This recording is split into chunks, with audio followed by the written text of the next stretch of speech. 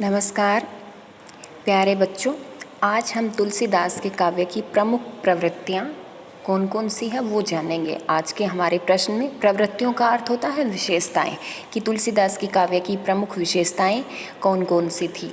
अगर आपके प्रश्न आता है कि राम काव्य की प्रमुख विशेषताएं या प्रवृत्तियाँ कौन सी है, तो भी आपको यही उत्तर लिखना है, और तुलसीदास के काव्य की प्रमुख प्रवृत्तियाँ आए तो भी यही उत्तर लिखना है। तो तुलसीदास के काव्य की प्रमुख प्रवृत्तियों में सबसे पहले है अवतारी पुरुष श्री राम की भक्ति। जैसा कि आपको विदित है, आपको बताया है पहले की वीडियो में कि तुलसीदास भक्ति काल की सगुण काव्यधारा के अंतर्गत आने वाली राम काव्यधारा के प्रतिनिधि कवि थे, यानी वो राम भक्त कवि थे।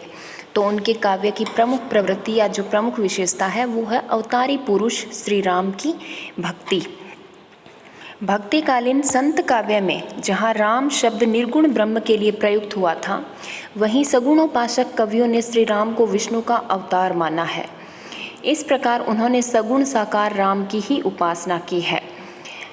राम भक्त कवियों ने इन्हीं अवतारी पुरुष राम को दया का सागर, भक्त वत्सल, महान दाता, विनयशील, शील संपन्न बताया है। तुलसीदास ने श्री राम की उपासना करते हुए ये भाव प्रकट किए हैं कि राम ही आदि, मध्य और अंत है। वे गूढ़ हैं और चराचर में गुप्त रूप में वास करते हैं। भक्तों को सुगमता से सुलभ होते हैं। उनके चरणों की वंदना देवी देवता भी करते हैं। वे संसार को मर्यादा का पाठ पढ़ाने और दुष्टों के भार से पृथ्वी का बोझ हल्का करने के लिए अवतार लेते हैं। अपने इन्हीं भावों को प्रकट करके तुलसीदास अपने उद्धार की भी कामना करते हैं। अतः कहा जा सकता है कि तुलसीदास ने राम को सगुण साकार मानकर मानव रूप में चित्रित किया है और उन्हें दिव्य शक्तियों से संपन्न बताया है। तुलसीदास ने तो विष्णु को ही राम का अवतार बताया है, जबकि अन्य राम भक्त कवियों ने उन्हें विष्णु का अवतार बताया है। उनके काव्य की अगली प्रमुख विशेषता है समन्वय की विराट चेष्टा। जो आदिकालीन साहित्य था उसके नाथ, पंथी, सिद्ध, जैन आचार्य इत्यादि जो थे, उन्होंने केवल अपने ही मत और धर्म को सर्वश्रेष्ठ और सर्वोपरि माना था। परंतु राम भक्त कवियों ने अपनी रचनाओं में राम भक्ति का प्रतिपादन करते हुए भी अन्य मतों और संप्रदायों की ना तो उपेक्षा की और ना ही उन्हें हीन बताया।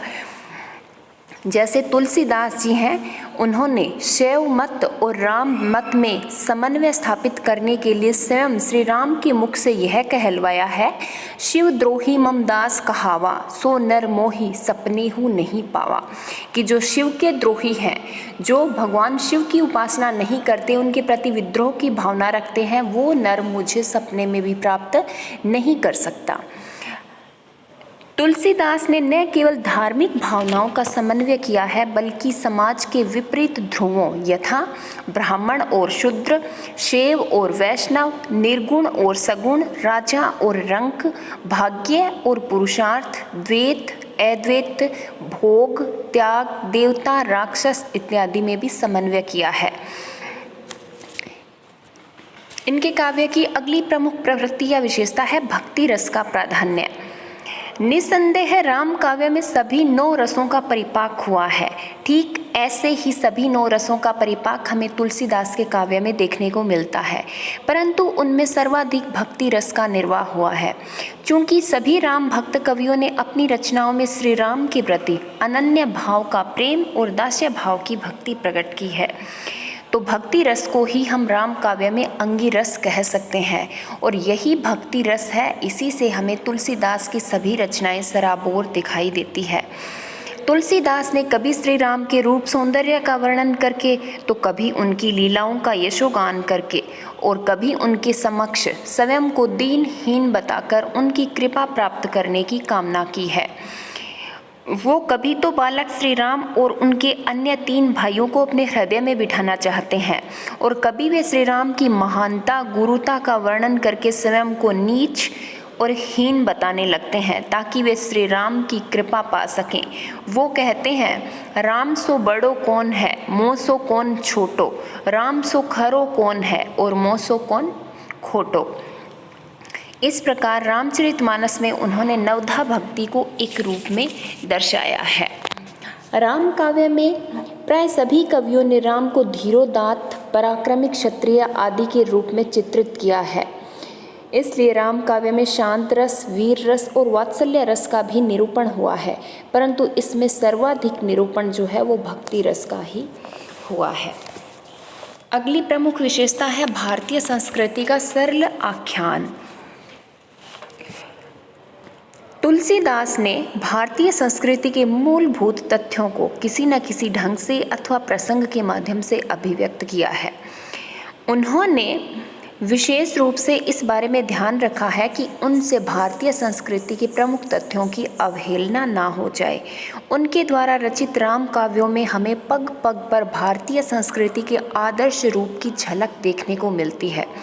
स्वयं तुलसीदास ने रामचरितमानस को नाना पुराण निगम आगम सम्मत बताया है। वे कहते हैं कि राम कथा का वर्णन करते समय उन्होंने वेदों के सिद्धांतों को भी निचोड़ दिया है। उन्होंने राम कथा के माध्यम से भारतीय संस्कृति में समाये आदर्श पिता, आदर्श पुत्र, आदर्श पति, आदर्श भाई, आदर्श माता, आदर्श पत्नी, आदर्श राजा और आदर्श प्रजा इत्यादि के स्वरूपों का चित्रण किया है। एक और उन्होंने राम, लक्ष्मण, भरत, सीता, दशरथ इत्यादि को आदर्श रूप में प्रस्तुत करके जहाँ जन साधारण को नया मार्ग दर्शाया, वहीं बाली, रावण, कुंभकर्ण, शूर्पणखा आदि के माध्यम से यह भी दर्शाया कि यदि संबंधों में मर्यादा, नैतिकता, संयम आदि ना हो तो वे संबंध व्यक्ति, परिवार और समाज के लिए कैसे घातक सिद्ध हो सकते हैं।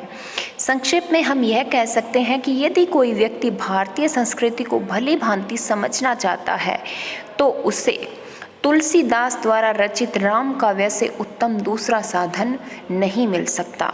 अतः भक्तिकालीन राम काव्य में भारतीय संस्कृति का विस्तृत चित्रण हुआ है। इनके काव्य की अगली विशेषता है प्रकृति चित्रण। तुलसीदास ने प्रकृति चित्रण में विशेष रुचि दर्शाई है। राम के वन गमन प्रसंग में प्राय सभी राम भक्त कवियों ने प्रकृति के विविध रूपों का चित्रण किया है। इन कवियों ने प्रकृति के आलंबन रूप, उद्दीपन रूप, उपदेशिका रूप, दूती रूप इत्यादि का अधिक चित्रण किया है। तुलसीदास जी ने सीता हरण के बाद प्रकृति के उद्दीपन रूप का वर्णन किया है। संक्षेप में कहा जा सकता है कि राम काव्य के अंदर विशेषकर तुलसीदास के काव्य में प्रकृति के विविध रूपों का चित्रण हुआ है। तुलसीदास के काव्य की अगली प्रमुख विशेषता है मर्यादा की भावना का प्रतिपादन। तुलसीदास के काव्य में हमें पग पग पर मर्यादा की भावना देखने को मिलती है। तुलसीदास ने राम को मर्यादा पुरुषोत्तम कहा है। इन्होंने राम काव्य में राम अनेक मर्यादाओं में बंधे दिखाई देते हैं। वे अपने स्वार्थ, सुख इत्यादि को त्याग देते हैं ताकि वे अपनी मर्यादा का निर्वाह कर सके। एक पुत्र के रूप में वे अपने पिता की आज्ञा को शिरोधार्य करके वन में चले जाते हैं, जबकि उनका राज्याभिषेक होने वाला था। वन में जब भरत उनसे मिलने के लिए आते हैं तब भी वे अपने अयोध्यावासियों, भाइयों, माताओं, गुरु आदि के साथ मर्यादा में रहकर व्यवहार करते हैं। कैकेयी के प्रति अपने कर्तव्य को भली भांति समझते हैं, इसलिए वे उसकी हीन भावना को दूर करने के लिए उसे कौशल्या से भी अधिक सम्मान देते हैं। इतना ही नहीं, एक राजा के रूप में भी वे अपनी परीक्षित पत्नी सीता को त्याग कर लोक मर्यादा का निर्वाह करते हैं। इस प्रकार भरत, कौशल्या आदि पात्रों के माध्यम से भी तुलसीदास ने जन साधारण को मर्यादा के महत्व से अवगत कराया है। इसके अतिरिक्त तुलसीदास ने अपनी मर्यादा में रहकर ही राम कथा कही है। उन्होंने रामचरितमानस में कहीं ना तो कहीं अश्लीलता आने दी है और ना ही कहीं कल्पना शक्ति की अतिशयता की है, जो उनके काव्य की एक अलग ही विशेषता है। इनके काव्य की अगली प्रवृत्ति है युगीन समस्याओं का चित्रण। एक सजग और सच्चा साहित्यकार कभी भी अपनी योगीन परिस्थितियों की अवहेलना नहीं करता। जिस साहित्यकार की रचना समसामयिक परिस्थितियों से अछूती रह जाती है वह दीर्घजीवी नहीं रह पाती। राम भक्त कवियों ने अपनी रचनाओं में तत्कालीन समस्याओं का निरूपण किया है। भक्ति काल में हिंदू समाज दो उपासना पद्धतियों के बीच उलझा हुआ था, निर्गुण ब्रह्म की उपासना और सगुण ब्रह्म की उपासना। तुलसीदास जैसे सच्चे साहित्यकार ने इस समस्या को देखा, समझा, उसे अपने काव्य में चित्रित किया और उसका समाधान भी प्रस्तुत किया। इसी प्रकार तत्कालीन युग के राजनीतिक वातावरण के कारण जनसाधारण का जीवन बड़ा कष्टमय था। चाटुकारों को दरबारों में स्थान दिया जाता था, फलतः अयोग्य लोगों के हाथों में शासन व्यवस्था पहुंच गई थी। ऐसी परिस्थिति में साधारण जनता की कमाई लूट ली जाती थी और अधिकांश लोग बेरोजगार थे, यहाँ तक कि भिखारियों को भीख भी नहीं मिलती थी। तुलसीदास ने अपने काव्य में इन्हीं परिस्थितियों का अच्छे से चित्रण किया है और उनका समाधान भी प्रस्तुत किया है। इनके काव्य की अगली प्रमुख विशेषता है दार्शनिक चेतना। पारिभाषिक दृष्टि से दर्शन का अर्थ है तत्व ज्ञान या परमात्मा ज्ञान। यद्यपि राम भक्त कवियों का उद्देश्य अपने दर्शन का प्रतिपादन करना नहीं था, बल्कि वे तो राम कथा के विविध पक्षों को जन साधारण तक पहुंचाना चाहते थे। फिर भी यह अवश्य कहा जाएगा कि इन राम भक्त कवियों पर विभिन्न भारतीय दर्शनों का प्रभाव था और उसके फलस्वरूप राम काव्य की एक अलग दार्शनिक चेतना का प्रादुर्भाव हुआ। अद्वैतवाद में केवल एक तत्व ब्रह्म को स्वीकार किया गया है, जबकि विशिष्ट द्वैतवाद में तीन तत्व चित्त, अचित्त और ईश्वर स्वीकार किए गए हैं। इन दोनों ही दार्शनिक विचारों का तुलसीदास पर प्रभाव पड़ा और उन्होंने एक ओर तो राम को साक्षात ब्रह्म बताया और दूसरी ओर उन्हें सच्चिदानंद कहा। यही नहीं, उन्होंने पुराणों में वर्णित ब्रह्म, विष्णु, शिव को भी राम से अभिन्न नहीं माना है, अर्थात ये त्रिदेव भी राम का ही रूप है। तुलसीदास ने के अनुसार ब्रह्म राम की शक्ति का नाम माया है। उन्होंने माया के दो रूप माने हैं, अव्यक्त और व्यक्त। उन्होंने अव्यक्त रूपी माया के लिए माया शब्द का और व्यक्त रूपी माया के लिए सीता शब्द का प्रयोग किया है। ये है इनकी दार्शनिक चेतना। इनके काव्य की अगली विशेषता है विभिन्न काव्य रूप।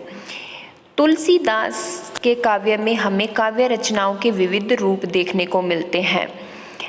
इनके अधिकांश राम काव्य, प्रबंध काव्य, खंड काव्य, गीति काव्य, दृश्य काव्य इत्यादि विभिन्न रूप हैं। रामचरितमानस प्रबंध काव्य अथवा महाकाव्य की श्रेणी में आती है, तो जानकी मंगल खंड काव्य की श्रेणी में आती है।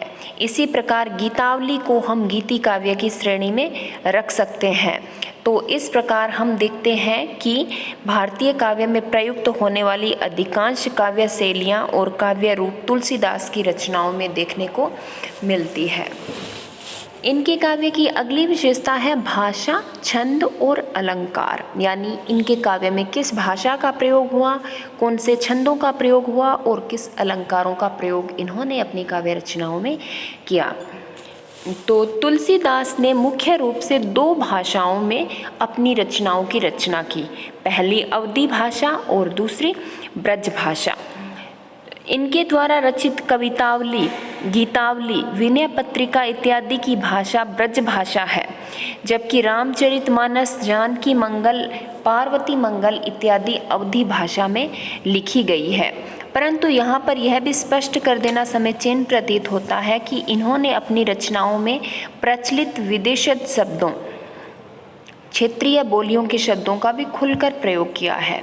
उनकी काव्य भाषा लोकोक्तियों एवं मुहावरों से सुसज्जित है।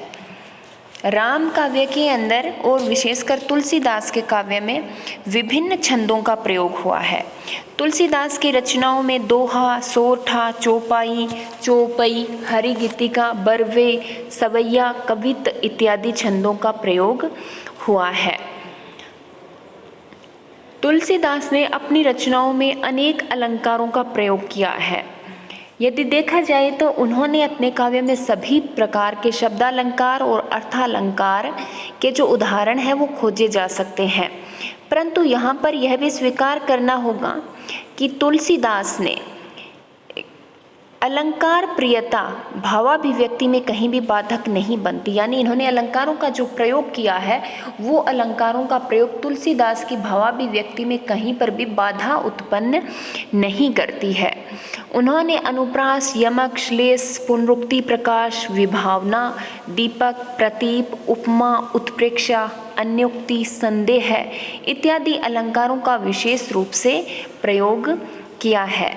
लेकिन इनके काव्य की जो इनकी अलंकार योजना है उसकी प्रमुख विशेषता यही है कि इन्होंने प्रयास अपनी रचनाओं को अलंकारों से सजाने का प्रयास नहीं किया, बल्कि अनायास ही वो इनके काव्य में आ गए हैं।